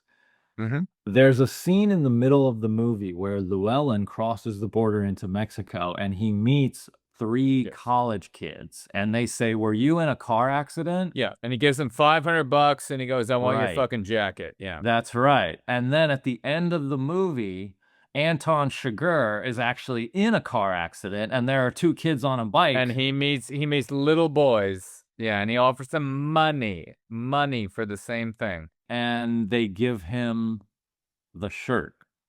So there's a parallel there. There is a big parallel there. What is your interpretation of that? I think the interesting implication of that is that it's a wolf's in sheep's clothing, because Josh Brolin, Llewellyn, he is non-threatening to these boys, right? The 3 kids walking over, he's non-threatening, except they don't immediately offer him their shirts. You know what I mean? It's like, hey, here's $500. I want the money. Now I'll do something for you. Now, there's also a thing there where these kids are a bit older than the younger, naive kids at the end of the film, who immediately, hey, I'll take the shirt off my back to help you, I don't even care about the money you're trying to get. Hey, mister, are you all right? Like, there's a naivete to not understanding that those kids are playing around with a fucking cobra snake. Now, he's only a cobra if you're on his radar, which is why he's the T-1000. The old man, this becomes the gas station scene, which we haven't even really talked about yet. That guy's not on his radar until he says, "Oh, I saw your license plate." And then, of what thing is that to you, friendo? Okay, you just became an interest of mine. Prior to this, it was, we were having a transaction. I've taken gas from you. Here are some Federal Reserve notes that I will give you. We will not think of one another. I will move out of the way. But then that guy goes, "Oh, but hey, I'm a little curious." And he goes, "Oh, you want to be curious? I will take you out into the deepest depths of where a tidal wave can pull you out 500 feet, and I will drown you. Do you want to go there with me?" And then at that moment is when it comes to, like, you're putting everything up. Here you go. You've come into my binary aspect. I'm looking at you. Now it's up to chance, which I've mentioned like 5 times, but we haven't really talked about it. That is the X factor of this movie, is Anton Chigurh. Anton Chigurh is chance. He's the ultimate wild card in life. You never know when he's going to enter your life. You never know what's going to happen. The guy who got pulled over in the second scene of the movie was just a nice guy driving down the street trying to go somewhere. Whoop, whoop. Cops pulled him over. "Oh, I'm sorry, sir. I need you to step out of the car." "Wait, you need me to Okay, I will abide by what you're asking me to do, officer. Just stand right there." Boom. Cattle prod to the head. All you are to me is cattle, because all I needed was your car. I can't be driving around in a police car. I'm moving on. To that man, the flip of the coin went the wrong way. The Joker did not go in the right way in his specific circumstance. And Anton Chigurh is like a virus running through society where you never know when you'll run into this person who will perfectly have the lock, and he busts open a bunch of locks with that same thing. He has the perfect lock to unlock any sort of societal normality that people are ready to be used to having. Even though he doesn't look like a cop, his haircut's not like a cop, he doesn't speak like a cop, but he has the trappings. You were in a cop car. Okay, officer, I will do what you need. He's a virus that can just sit there, which is why he walks through life, sits there and goes, "I need to get medicine from this fucking CVS type thing from 1980. Okay, what do I need to do? I need to make a distraction. What will I do? I will blow up a car in front of the place, and I won't blink as I walk in, because I am just T-1000 one-minded." What I liked about his character, very much so, was that it was a human being who had no thought, fear, rationale, this, that, any of those things. Now, when they've had, I read a few things of talking about psychologists looked into the way that he acted and said he's this or that, and he has no feelings whatsoever. I don't actually buy that, because I really like the way that it's played by him, in that when Woody Harrelson is having that questioning pushback, he's only humoring Woody Harrelson to have that. He knows he's gonna die, but he's having that moment there with him going like, "I'm finding this amusing." And he even smiles and looks off during that sequence, going, "Ha ha ha, ha ha, ha ha," and then comes back to it. It's one of the few times that we get to see that character having a mild type of expression that's outside of, "Here is my main goal," and he's being humored. He's humored by the food that he's playing with. He thinks his rules are superior 100%. because he laughs, right? He laughs at Woody Harrelson's rules. Your rules, your rules mean nothing. My rules are superior. Yeah. That's why I said he's almost like this, like a spiritual force, or, this death incarnate character. he thinks he has this higher law that he operates by. He does. Yeah. And one of the things that the Coen brothers put in that's not in the film is, you remember when he's driving across the bridge, he shoots at a crow. Yeah. Which is in many cultures or whatnot, is like the either death or the pathway to death, or an higher power of whatever. They placed that in there, which is not in the Cormac McCarthy film, to be like, I am better than death. Death has become me, or whatever the fuck. It's Like sport. It's like his sport. It's yes. Okay, yeah. They say there's a house deep in the woods where clocks run backwards and nothing ever spoils. Inside, a woman with no name sits cross-legged on a rug woven from old cable cords. Every morning she drinks coffee brewed from VHS tape ribbon and whispers product reviews into a jar. Then she buries the jar in the floorboards. The reviews for her say, "Actually changed my marriage.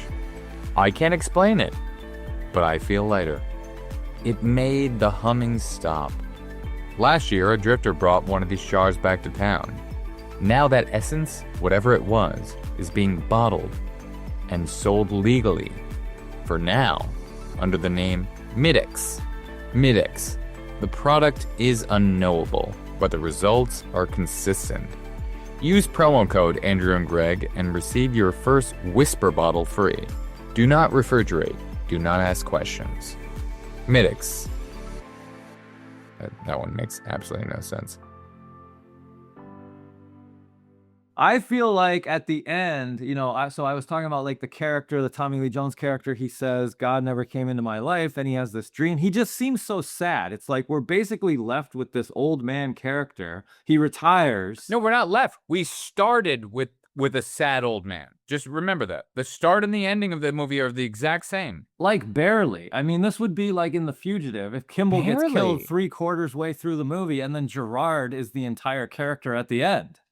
You know what I mean? Okay, you keep harping on the fact that you were abandoned by Josh Brolin dying. I've abandoned my child. I've abandoned my boy. Do we need to go back to that? Like there's your heartbreak. Your heartbreak. Well, but you said he's in the beginning of the movie. He has the opening narration. A lot of times opening narration, they're not the main character. That doesn't mean he's the main character of the movie just because he's narrating the movie, okay? That's true. As we saw last night when we were watching Weapons. That's right. It's some little 6-year-old. Yeah, it's some girl, and we don't even know who the girl is. Okay. And then he's the police, he's the sheriff on the horse, and he's looking at the crime, and he's investigating. He doesn't have a gun. He doesn't have a gun. But he's barely in the movie. He's in there like tangentially. Like, yeah, he's in the background. He's kind of on the trail, but he's not like a big character. So when your main character gets killed, because this is No Country for Old Men, and he's the old man.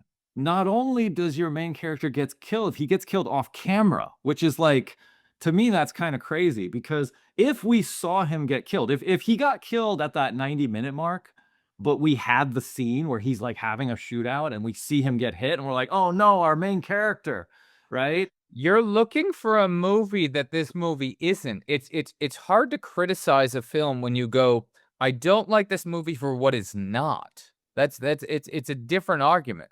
Like, this movie never set up the premise that it was going to be the movie that you wanted it to be. Whether the movie sets up that premise or not, I think what I'm really saying is it doesn't work. I'm saying that what this movie is, to me, doesn't work. Now, what you just said is key for me. Yeah. And I will admit, I think that this is a personal thing. I think that there's clearly, all stories are personal taste.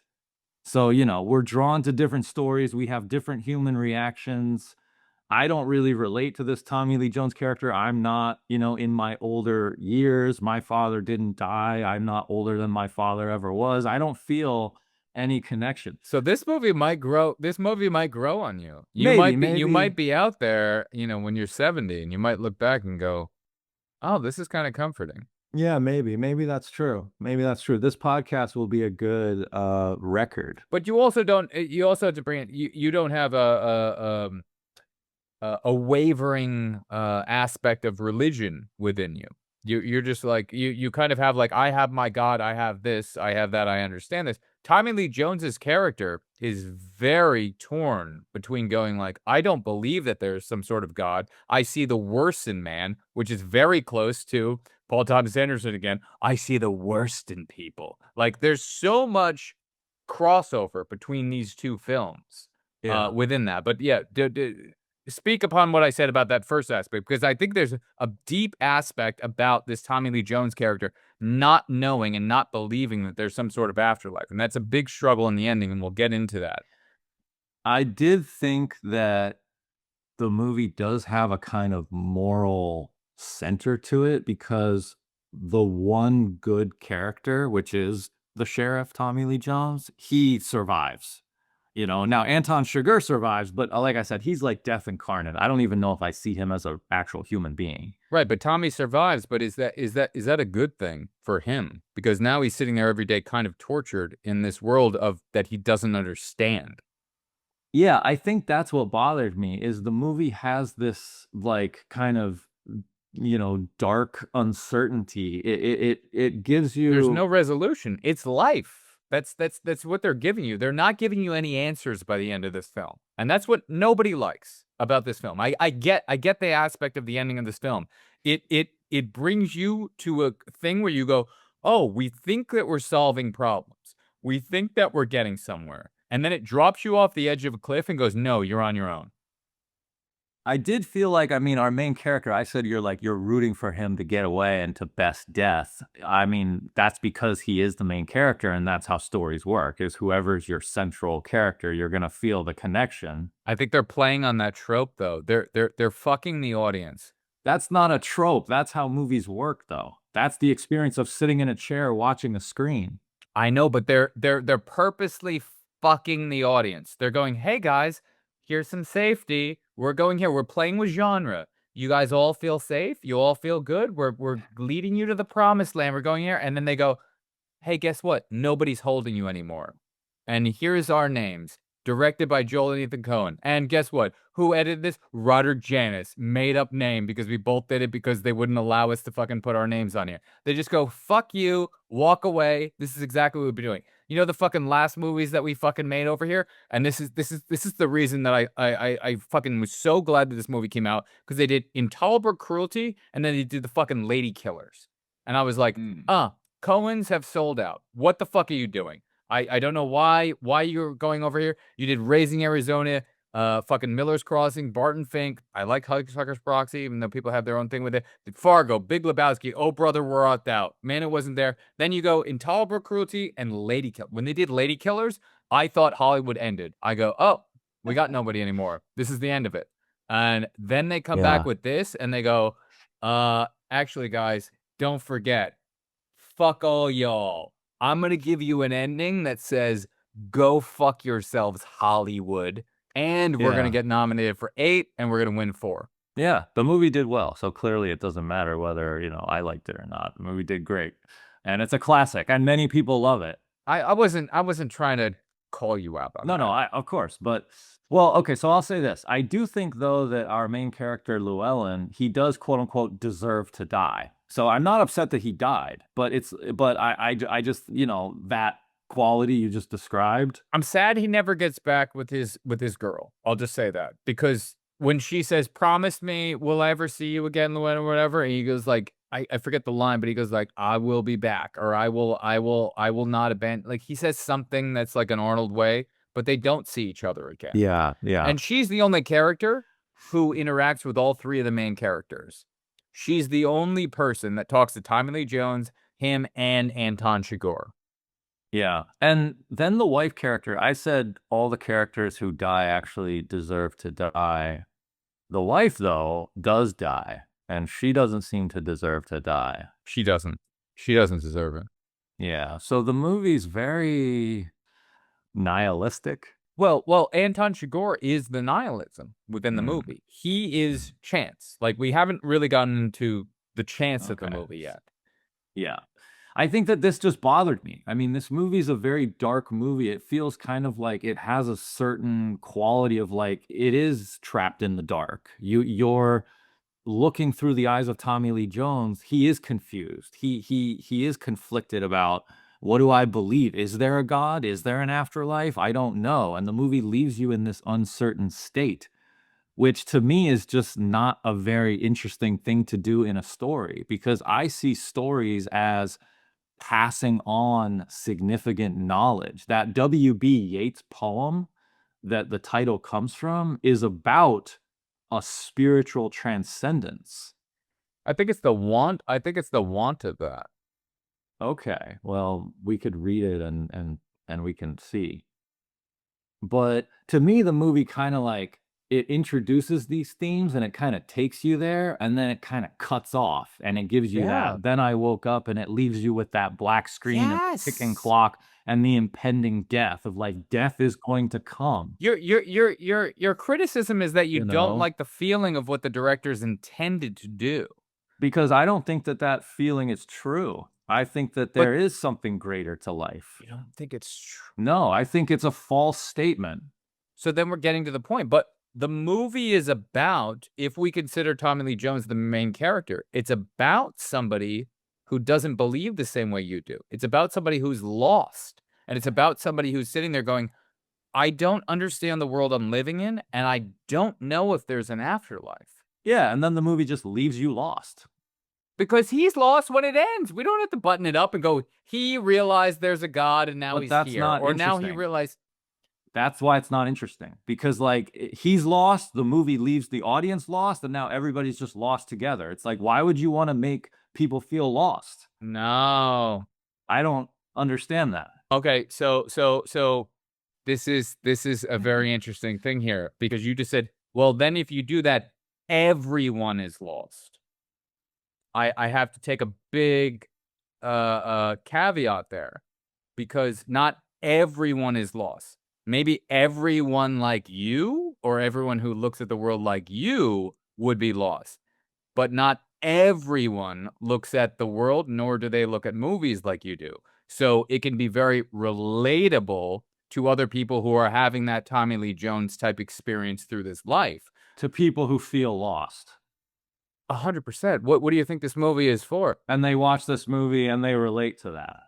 100%. There are movies that speak to people who walk through life with a certain vision and a certain feel, and they go, holy shit, I feel like those characters. What you're basically saying is you're going, I can't relate to these characters because they're not living in my reality. I understand the world in this certain way. I look at it in a certain way. These people have a different paradigm, and I'm not getting it. I don't feel like I'm necessarily talking about the characters. I'm actually talking about more like the story. I'm talking about the creators of the story. And in this case, I guess we're talking about the author and the directors. But they're telling a story about people that you can't relate to. They're telling me a story, and what is the purpose of telling me that story? You're going to sit me down and have me watch? Yeah, but they're not telling you that story. They're not telling you that story. You decided to walk in and sit down in that seat. They are expressing themselves so it's my openly and fault. honestly. It's my fault for watching the movie? No, okay, no. Don't play the victim, and I'll go further and cancel me. Don't play the woman victim. Don't do that right there. That's not right to do. They are telling their story, and they can do whatever they want within telling their story. However you feel about the story that they're telling is on the viewer. It's on me and it's on you in a separate way. But wait a minute. They can do what they want, but then I can have whatever reaction I want then. Of course. You know? Yes. Okay. No, 100%. But I feel like as a viewer, if you're going to create a story and you're going to expect people to sit down and give you 2 hours of their time, after that 2-hour period, I want to have some kind of takeaway. We have a problem. We have a problem there. I don't think that the creator of a piece of art is expecting anything. I think the creator of the piece of art goes, this is what I needed to get out. I'm putting it out there. Here is my thing. Whether you like it or not, the Coen brothers have never come out going, why didn't more people like our movie? They've never done that. It's you make your piece of art, you put it out there. Whoever likes it, likes it. Whoever doesn't like it, doesn't like it. They've never come out to criticize, to go, why didn't more people be liking my movie than blah, blah, blah, blah, blah. That's not the premise that we've set up within this relationship. This is something that they wanted to tell. Why? Okay, so why? Why did they want to tell it? Yeah, help me to understand. Help me to understand that. Why were they making this story? Yeah, because I see it as like when an artist chooses to tell a story, there's intention to that. There's a reason I need to tell people this. I have something that I'm trying to say. And so what is it that this story is trying to say? Well, I mean, I'm not them. Okay. I'm not gonna convince you to like the film, nor should I, nor is that my goal. But I would like to maybe talk a little bit about the Yates aspect, because I I think was maybe we just should go there. thinking that as well. From that poem, W.B. Yeats or whatever, Sailing to the Byzantium, Yes. starts out with that is no country for old men, right? At its Mm, core, Sailing to Byzantium, like right. it's all the points that the Tommy Lee Jones's character is talking about: aging, mortality, desire for fucking like ethereal, no, not ethereal, like eternal meaning, through expression or art, soul, like, and it's Okay, yeah. he wrote it when he was an older man, and like it's reflecting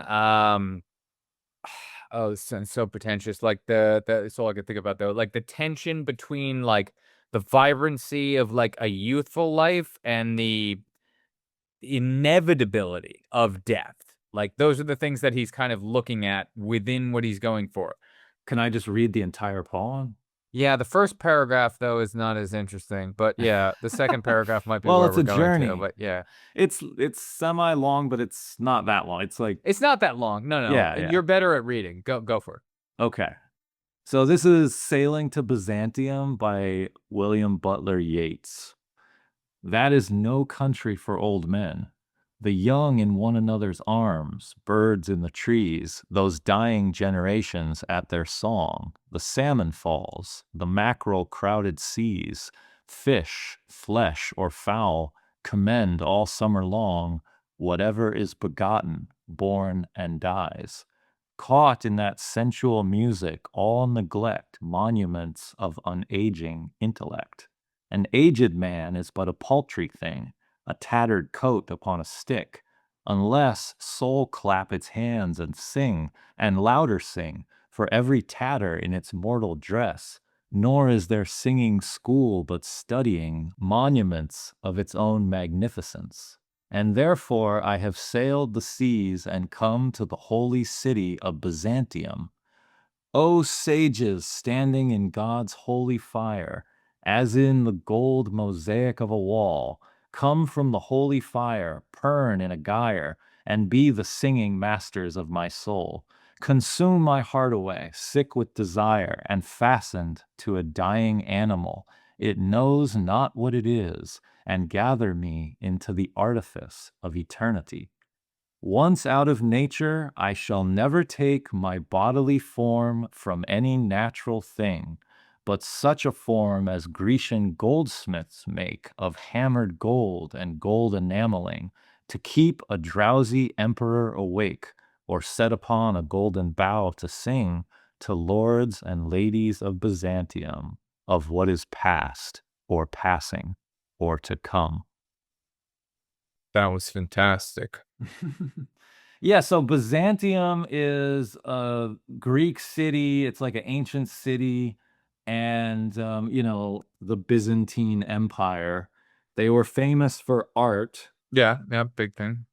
So to me, that poem is like, it's talking about, like I said, it's like this kind of spiritual transcendence because he's talking about, like you said, the death, the mortal body. Uh-huh. He's talking about like being tied to the mortal body. And he says, fastened to a dying animal, which I think he's talking about himself, the human body. It knows not what it is. Consume my. So he's sailing to Byzantium. And it's like representing this kind of transcendent place. He's using Byzantium as this place of almost like a heavenly place where it's a transformation, and I see it as like he's trying to transcend his human body and like light up his soul, light up the dark. There you go. And have this like transformation, become like more than human. So I think you're right. It is like about the afterlife. It definitely has a lot of the themes of the story. But to me, the poem has this like very beautiful, like hopeful quality, where it's like we're sailing to this sacred place, this like spiritual place, and it has this beauty, and it's like the transcendence. And then the movie is like, Yeah, but it doesn't mean the poem never says that he gets there. He has the hope of getting there. And that's a big thing. You're filling the gap going, "Oh, he gets there and everything is wonderful once he's there." well, here, okay, and therefore I have sailed the seas and come to the holy city of Byzantium. And then he describes the city. O sages standing in God's holy fire, as in the gold Oh, mosaic okay, of the you wall, win. Yeah, I right? didn't read that part of it apparently. So it's like he's sailing there, and I see it as like he got there, and now he's there. Got it. Got And it. Okay. being there, it's like at the end of 2001: A Space Odyssey, it's like you go through the Stargate and you get to the room. And it's like Byzantium is like the white room at the end. And it's like that's the place where you have your transformation, Got it. Okay. 100%. So then, yes, I concede you're right. In Yates's world, we get there. In Right. Cormac McCarthy's world, we do not. Yeah. And that is very, very apparent. Right. That's right. Big difference. So I 100% concede if we're just talking about Yates, who's fucking like old as fuck when he writes this, and he really has like a great outlook to life, and he's very opposite of Tommy Lee Jones and Cormac McCarthy. Cormac McCarthy wrote the road. Like, we're eat babies. Like, this is not a good, happy, wonderful kumbaya film, or it was never meant to be that.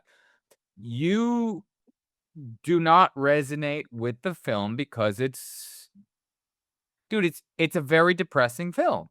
It has a very harsh outlook on humanity and society, and it's not going to tie it up in a bow. What I do like, and I want to give you, is that Llewellyn did not cheat on his wife. If you look very closely on that, even though he leans in and he leans over and he goes, "I know what beer leads to," and they're leading like, "Oh, he fucked the woman." He did not. When you find him dead, he has all of his clothes on. He has his hat there. His belt is buckled and his shirt is still tucked in. We did not find him naked in his bed with his dick out, coming out of wherever the fuck. He was a good man who goes, "No, hey lady, I get your flow." "Ah, yeah." She's like, "Leave some more beer." He's like, "No, no, no. I ain't being tempted by you, siren. I'm not doing this. Ain't gonna happen."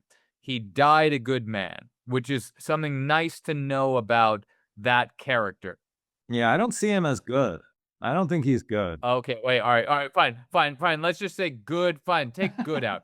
He didn't cheat on his wife, okay? I Okay. didn't kill my wife.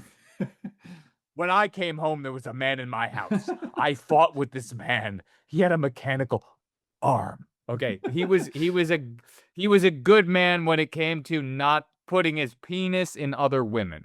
Could we say that? But he doesn't do a very good job of protecting his wife, though, Yeah, he could, well, Yeah. no, that's the big thing. He could have sacrificed his life, and because Anton Chigurh, who's the T-1000, said, "Listen, I give you a choice. You give me the money, you will die, your wife will live." If he wanted to 100% protect his wife, and he was a very good judge of character because Anton Chigurh would have given his word there 100%, he would have said, "Fine, kill me, here's the money." And Anton Chigurh would have been like, "I will stop pursuing your wife," and yep, end of story. So he decided there to go, "You know what? Fuck you." I don't think it means he's a bad husband or a bad man. He just thought he could Wow. use his powers of persuasion to go, "Hey, I'm actually going to get to you first." And he had a little bit of arrogance mixed in there. Yeah. Well, in a very tragic way. I mean, he fails. He is a failure. You know, he gets himself killed and he gets his wife killed. Yeah. Is that what you don't like about the movie too? Is that a little bit about what you want your superheroes to win in the end? I want to feel like I'm being given some sense of truth. What is the truth that this movie is conveying? It can be a dark truth, but there has to be some truth, and I just don't feel the truth in this film. You don't feel the do you feel Cormac McCarthy? What do you think about The Road? What do you think about Cormac McCarthy novels and this? I'm just trying to see, like, where is the bottom of where Andrew Yeah, doesn't connect? Do you not connect yeah. from the nexus of the beginning of it? It's a good question. Never read The Road. I haven't read Cormac McCarthy. Have you watched the movie The Road? No, I haven't seen the film The Road. They're not happy movies, man. These are horrific. Right. That's what I'm getting that sense, yeah. This I'm is looking getting at the that. worst part of society. It's looking at the Yeah. worst Yeah. greed, fucking hopelessness. Like, this is Yeah. what Cormac McCarthy's themes are. Yeah. I think there's like a fading hint of the light, and I did like at the end this idea of the dream of the father, and he has the horn, and there's a light in the horn, and you know, our now main character is going to follow him. So I do think that there is this glimmering hope in the darkness. Right. He's going to follow him if there's an afterlife. And he looks at his wife and he squints his eyes and he's sitting there going like, I'm so out of hope. I've retired. I've given up on society. I don't understand the world that I'm living in. Maybe I had a dream about my father and I hope he's fucking there, but I don't know if he fucking is. He's looking at his wife and she's looking at him going, I got no answers for you either. Like, it's a bleak, horrible fucking world that Tommy Lee Jones is living in, and that's the world that we're watching. Yeah, it is bleak, yeah. I ended up feeling like the movie kind of wallows in the darkness, you know, in a way that I found frustrating because our podcast is called Light Up the Dark. And that, to me, that's what a story is meant to do. And so I wanted more of that. Yeah, I wanted more of that. But, you know, I do feel like, you know, the movie was playing with those themes and it was there, and the movie has very deep themes and it has all the death and it has that fire in the darkness. Yes, it's very dark, and it has no light in the dark, and that's Cormac McCarthy, and All I right. love you. Bye-bye. I'm the break in the flicker, the cut in the edit, the blade through the credits, a frame they embedded. Light in the distance, persistence poetic. The dark is a prison, I brighten with aesthetic. No stunt doubles, I tumble through trap fights. The scripts in my soul, I control when my track spikes. Whisper in a reel, I reveal with the black light. The dark is a canvas that I carve with the flashlight. Call it a war cry, a cinematic spark. Puzzle in the shadows, a code of the art. It's Andrew and Greg and the legacy embarks. Our voices ignite and we light up the dark. I always want like a wrap up. See, that's my thing, is I want there to be like a wrap up. I don't like that the movie does that. I don't like that the movie's just like, go fuck yourself, cut to black. I'm like, also it ends on a monologue. I mean, what a lame way to end your movie. Someone's sitting in a chair talking, and then it cuts to credits. It's like boring. Yeah. Okay. I've crapped on the movie enough. I talked enough. There's nothing else I have to say. It cuts off. Fuck them. This episode cuts off and ends the way that the fucking brothers decided to cut off the end of their movie and fucking end it. That's the way it ends. Eastern European cut to black, go fuck yourself.